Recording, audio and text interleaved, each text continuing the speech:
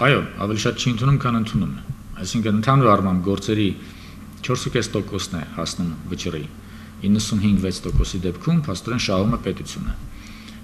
Եվ հիմնականում չի ընդունում, որովհետև կամ ակնհայտորեն անհիմն է, կամ հարցը, որ բարձրացում է, դրանք ընդունելության չափանիշներ են, հարցը, որ բարձրացում է դիմում, կոնվենցիա չի կարգավորում, կամ փաստերը իրավախախտումը տեղի ունեցել կոնվենցիայի վավերացումից առաջ, այսինքն 2002-ի ապրիլի 26-ից առաջ Հայաստանի Հանրապետության դեպքում,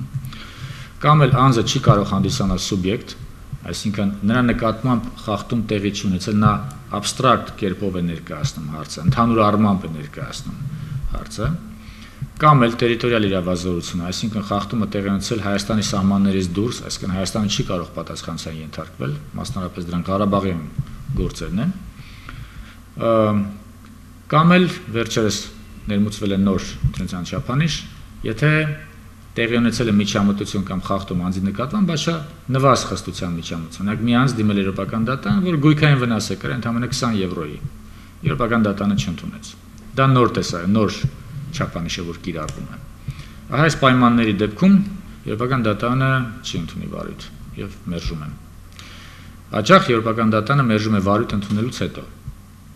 Եվ հաճախ էլ Եվրոպական դատարանը ընդունելության հարցը եւ գործի էության հարցը քննում է միասին։